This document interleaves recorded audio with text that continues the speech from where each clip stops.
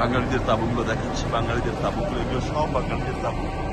এই এরিয়াটাই পুরোটা বাঙালিদের তাঁবুগুলো জানো আছে একটা খুবই এয়ার কন্ডিশন, কিন্তু একটু গাদাগাদি আছে। গাদাগাদি থাকার জন্য একটু ঘুমাতে অসুবিধা হয়, কিন্তু ভিতরে ঠান্ডা বা পরিবেশ, খাওয়া দাওয়া মোটামুটি চলে, কোনো সমস্যা নাই।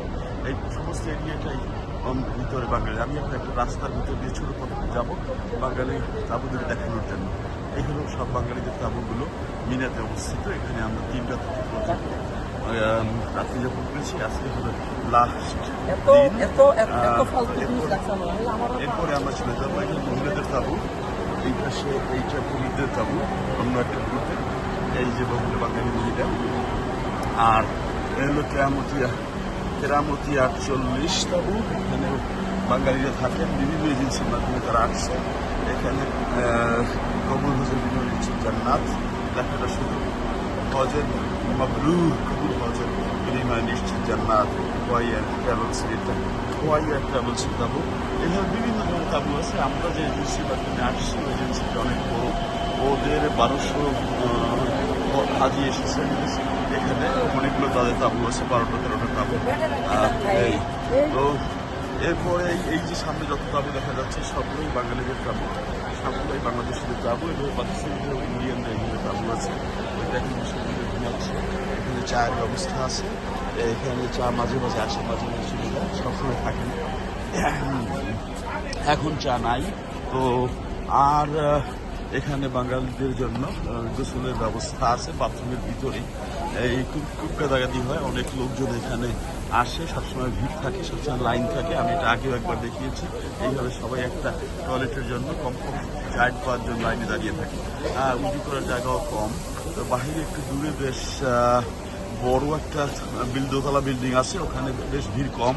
ওখানেই আমি সাধারণত যাই, ওখানে কমোটের ব্যবস্থাও আছে। তো আজকে যেহেতু আমাদের শেষ দিন, তাই ভিতরের তাঁবুগুলো আপনাদেরকে দেখালাম, হয়তো ভালো লাগবে। শেয়ার করবেন, যাতে ভবিষ্যতে কেউ আসে তাদেরকেও দেখা যাবে। পানির কোনো অভাব নাই, প্রচুর পানি, সব জায়গাতেই পানি, ঠান্ডা পানি, নর্মাল পানির ব্যবস্থা আছে। এখন পাকটা দুপুরের খাবারের জন্য পাকে নিভে গেছে, এখন বিভিন্ন তাঁবুতে এগুলো আমরা নিয়ে যাচ্ছেন, বিভিন্ন জায়গাতে সরবরাহ করছেন।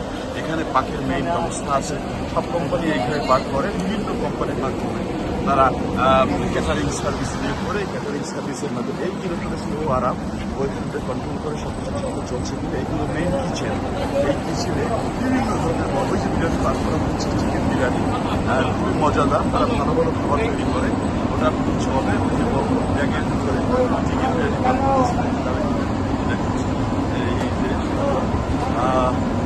অনেক সব বাঙালি এখানে কাজ করে এবং সমস্ত বাংলাদেশ এজেন্সি এইখানে খাবার সরবরাহ করা হয়। তাদের ভিতরে ফুড আছে, এখানে কোনো সমস্যা নেই। তাছাড়া এখন আমি আবার আমাদের তাঁবুর দিকে যাচ্ছি দেখানোর জন্য। এখানে হচ্ছে কমপক্ষে 1300-1400 তাঁবু, তারও বেশি আছে। কয়েক হাজার তাঁবু আছে বাঙালিদের জন্য। যেহেতু বাঙালিদের এখন তাঁবু গড়ে মিনিমাম 100 লোক থাকে, তো তাই সেই জন্য এই তাঁবুগুলো এয়ার কন্ডিশন আছে। এই যে কিচেন দরকার হয়, অন্য এক সাইড থেকে বড় বড় ডেক ইত্যাদি পাঠানো হয়, কিছু পাঠানো হয়, ভাত পাঠানো হয় এবং বক্স করে প্যাকেট করে কেইকের বক্সে করে পাঠানো দেওয়া হয়। এছাড়াও এখানে ঠান্ডা পানির ব্যবস্থা আছে। এর ভিতরে বরফ আছে, আমি এখন খুলে দেখাচ্ছি। এই যে বরফের ভিতরে, এই বরফের ভিতরে পানির বোতল রেখে দেওয়া হয়েছে, পানির তারা ঠান্ডা পানি সবসময় গ্রহণ করতে পারে। সবসময় পানি যথেষ্ট পরিমাণে পানি আছে, কোনো প্রকার সমস্যা নাই। সবটা তাঁবুর পাশেই এইভাবে ঠান্ডা পানির ব্যবস্থা আছে, প্রত্যেকটার ভিতরে এই ঠান্ডা পানির ব্যবস্থা আছে। ভিতরে বড় ভিতরে বোতল আছে, কোনো প্রকার সমস্যা নেই। এই যে এই দেখেন সব জায়গাতে পানির সাথে বরফের ব্যবস্থা আছে এবং বরফের ভিতরে পানি রাখা হয়। ইলেকট্রিক সার্কিট আছে এই কিছু কিছু বিষয় অলরেডি পাশে বসে যাচ্ছে। তাছাড়া আমরা সবাই গোসল করে আসতেছে, কেউ ঝুঁকে আসতেছে, বিভিন্ন ধরনের। এটা আমাদের তাঁবুর ভিতরে আগেকার আসছি আমাদের প্রায় সেই অবস্থা। এখানে গামছা, জামা কাপড় বাসা করে রাখতেছে, শুকানোর ব্যবস্থা করতেছে। এখানে ওইভাবে ঠান্ডা পানি এবং পানির ব্যবস্থা আছে, পানি আছে। এছাড়া এই যে পানি, আবার পানি, এই পানির ভিতরে বরফ দেওয়া আছে, বরফ থেকে আমি পানি নিয়ে যাবো। করতেছে, এই জন্য পানিটা নিয়ে গেলাম। এই যে দেখেন এই যে ঠান্ডা পানি, এই ঠান্ডা পানি নিয়ে আমি এখন খাবো। ওকে, আল্লাহ হাফেজ, পরে আবার দেখাবো। এখন ভিতরে যাচ্ছি, ভিতরে যে আপনাদেরকে ভিতরে তারপরে কিছু কিছু লোক চলে গেছেন আমার সাথে যারা আসছেন ভিতরে এখন দেখাবো। আল্লাহ এয়ার কন্ডিশনার থেকে পানি ধরে পড়ছে, কারণ পানির এয়ার কন্ডিশনার যে ওয়েস্ট প্রোডাক্ট আছে সেইটা ওখানে লিক হয়ে গেছে, সেই লিকের জন্য ওখানে পানি পড়ছে, আর কোনো কারণ নাই। Air conditioner is still working, but problem is the waste pipe has burst and water is coming from there. এই তাবুর ভিতরে একজন ভাই তবারক পেশ করতেছেন, তাই নাকি তবারক মনে হয় খেজুর।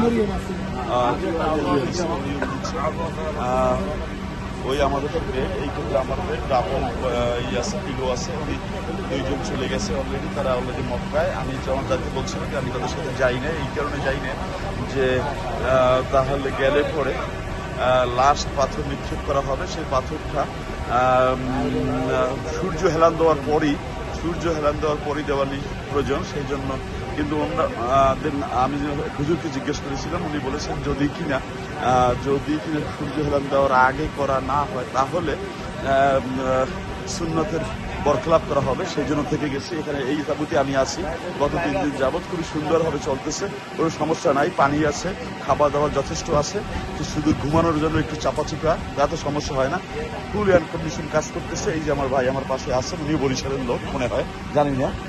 তো আমাদের এখানে বরিশালের বড় এক গ্রুপ আছে, যারা যে বরিশালের গ্রুপকে আমাদের হাত ধরে, হ্যাঁ বরিশাল গ্রুপ, বরিশাল সদর থেকে প্রায় 50 জন, বরিশাল সদর থেকে 60 জন লোক আছে এখানে। আমাদের সাথে বরিশালের ভাষায় কথা হয়, বরিশালের চিড়ামুড়ি খাই, বরিশালের সাথে খুবই সম্পর্ক। যে বরিশালের লোকজন আছে, খুবই সুন্দর, অসুবিধা নেই। হ্যাঁ, সমস্যা নাই। সবাই আরাম করতেছেন, কিছুক্ষণ পরে খাওয়া দাওয়া হবে, গোসলে যাবে, খুবই ভালোভাবে চলতেছে। বরিশালের গ্রুপ দেখে আমি ভীষণভাবে খুশি। একে আল্লাহ হাফেজ, এখন বিদায় নিলাম, পরে কথা হবে ইনশাআল্লাহ। আপনাদের মাঝে আরো 2 ভাই আসছেন, ওনারা লন্ডন থেকে এসেছেন আমাদের সাথে একই গ্রুপে। ওনারা লন্ডনে অনেক বছর যাবত বসবাস করেন, তাদের সাথে মিলিত হয়ে ভীষণভাবে খুশি হয়েছে। এই একজনের সাথে আমি হ্যান্ডশেক করছি। এই যে আমাদের বড় ভাই, আরেকজন বড় ভাই, ছোট ভাই, বড় ভাই, সবাই মিলে আছে, বহুত খুশি। আরেকজন ভাই, আল্লাহ হাফেজ, থ্যাংক ইউ।